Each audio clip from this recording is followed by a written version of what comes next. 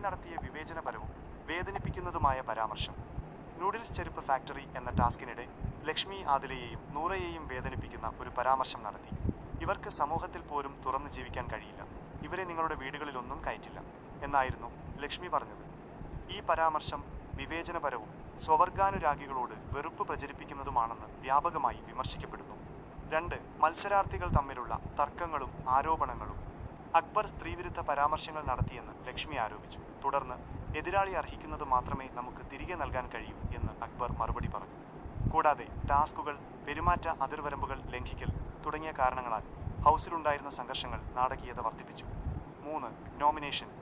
13 മത്സരാർത്ഥികൾ എവിക്ഷനായി നോമിനേറ്റ് ചെയ്യപ്പെട്ടു. അവരിൽ ഏറ്റവും കൂടുതൽ നോമിനേഷൻ വോട്ടുകൾ 7 ലഭിച്ചത് ആദിലയ്ക്കാണ്. 4. ഹൗസ് നിയമങ്ങളും മുന്നറിയിപ്പുകളും. അസഭ്യം പറയുന്നതിനും ശാരീരിക ആക്രമണത്തിനും ബിഗ് ബോസ് അന്തിമ മുന്നറിയിപ്പ് നൽകി. ഇനിയും നിയമലംഘനമുണ്ടായാൽ ഹൗസിൽ നിന്നും പുറത്താക്കുമെന്നും അറിയിച്ചു. 5. വൈകാരിക നിമിഷങ്ങൾ. ജിഷിൻ മോഹൻ അവതാരകൻ മോഹൻലാൽ ഒരു സമ്മാനം നൽകിയത് അദ്ദേഹത്തെ വൈകാരികമായി സ്പർശിച്ചു. കൂടാതെ ഷാഹിത്യ സന്തോഷിന്റെ എവിക്ഷൻ വൈകാരികമായിരുന്നു, പ്രത്യേകിച്ച് അനുമോളുമായുള്ള അവരുടെ സംഭാഷണം.